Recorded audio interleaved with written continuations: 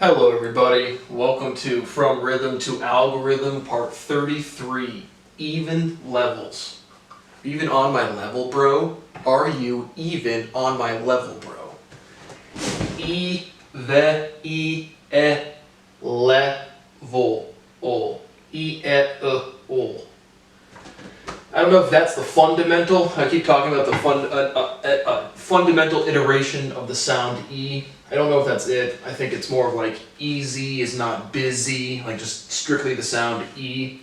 But this is a lot of geometry, a lot of logic going on there. But that is a iteration of the sound E, or not the sound E, but the letter E, right? E is the only vowel, and you can hear it change from E to E. E, ven, le. Like if I had to, like I would just put different accents on that, it sounds different, and that kind of sounds like an O sound. I just noticed that, but like that's why you say even is square. Are we all square? Yeah, bro, we're even. Fair and square.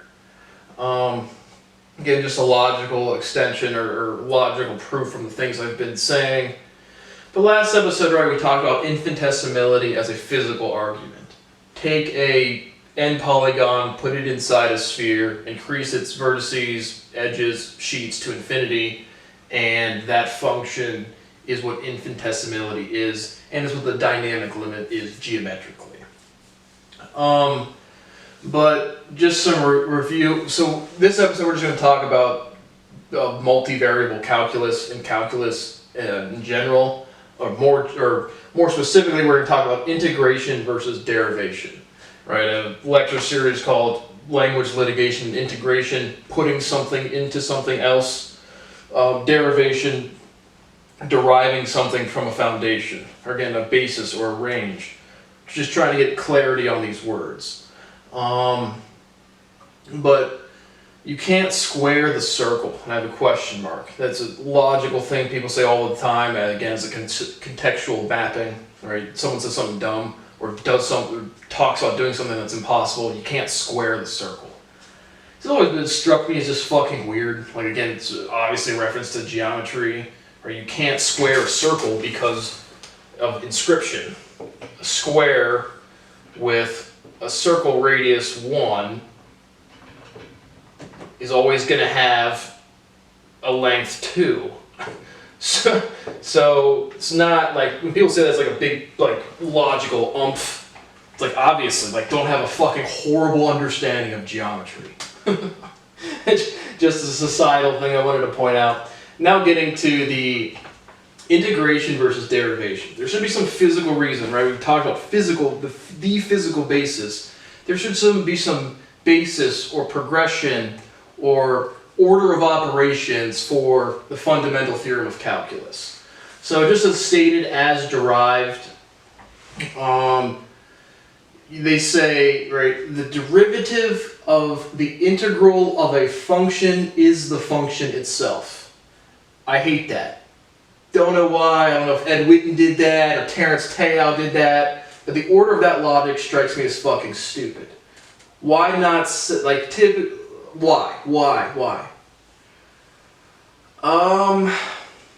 What's the first thing you do physically? Do you integrate? Do you derive? Let's just talk through an example. Given a function f of x super random equals 69x squared. So if you said find the derivative of that function, f prime of x is bring down a power, subtract a power. So we have multiplication and then we're decreasing a power. So derivation is limiting, derivation is reducing, derivation is deducing, derivation is limiting towards the basis. But integration doesn't strike me logically as necessarily, right, it's adding up the area under the curve. But it doesn't necessarily imply exponentiation to me. So if you were to take the second derivative, you'd have 138. And then the third derivative would be 0. So just immediately you can make some, rank statement of rank minus this amount, always gets you to 0. You're always, keep taking derivatives, you always get to 0. but for the fundamental theorem of calculus.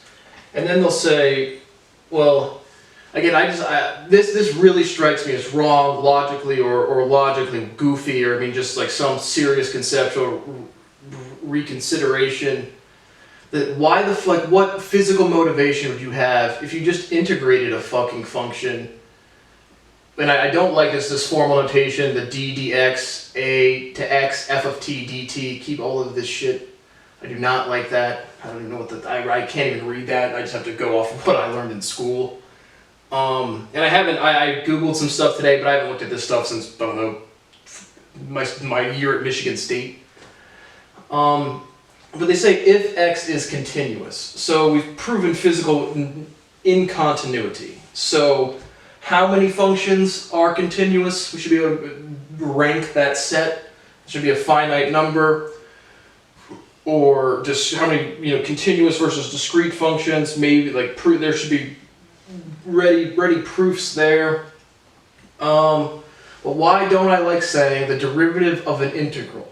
If you just integrated something, right, they're kind of like opposites. So why the fuck would you be taking the physically motivation? Why would you start taking a derivative of something you just integrated? Right? One of these is given. You're given something. I'm given a beer. I'm given a marker. If I derive something from this marker, I might, take some ink out of it. So, and where does basis and range come into all of this? Where do graphs come into this? Not exactly sure, but I really don't like this order. Again, I get what it's saying, but what's the physical motivation? So I just wanted to talk through that. And then for multivariable calculus, right, you integrate one variable. You can only integrate one variable at a time, and you treat the other variables as constants. So why do we do that? Well, I think it's some result of physical completeness. Some sort of directions are complete, vectors are complete, right? If you're solving Newtonian mechanics, you have the x and the y directions, you're solving the force in there. So somehow directions make so the other variability doesn't matter, or it's not relevant when you're integrating. So what's the difference between integration and exponentiation? All right, that's an exponent. An integral is a function. Integrating is functions do something. Is a logarithm a function? What type of function is a logarithm? From syllability, I would say logarithm is more general, but again, I just don't know. I don't know what I'm trying to say. Just talking through logic. And now just a couple of other brief linguistical derivation things. Sensorality, sensorality, sensor, senses, sensational, sensationality, the ability to feel, right? Memory is proportional to the ability to feel. The opposite of feeling is numbness. If you're numb, you can't feel. So there should be some iteration, right? Less as a suffix, mess, right? LMN, mess is an English word, a sloppy, disorderly, and then ness is another, like an essence, means essence, the guitarness of the guitar. Dimensionless analysis.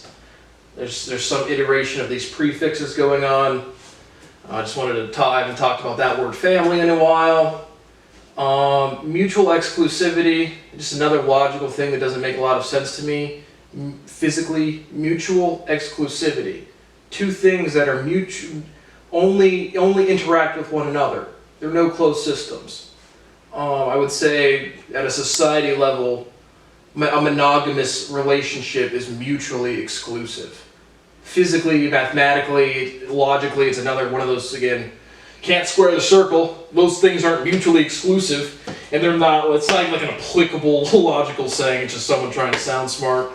And then I want to end this episode, should be a brief episode, about reflection versus refraction. What does light do? Does it reflect? Does it refract? Does it detract? Does it retract? Does it contract? Does it reflect, deflect, inflect? And there should be some pair words to physical processes, derive mathematics from that. So thanks for watching From Rhythm to Algorithm, part 33, Even Levels. Even is balanced. Thanks for watching.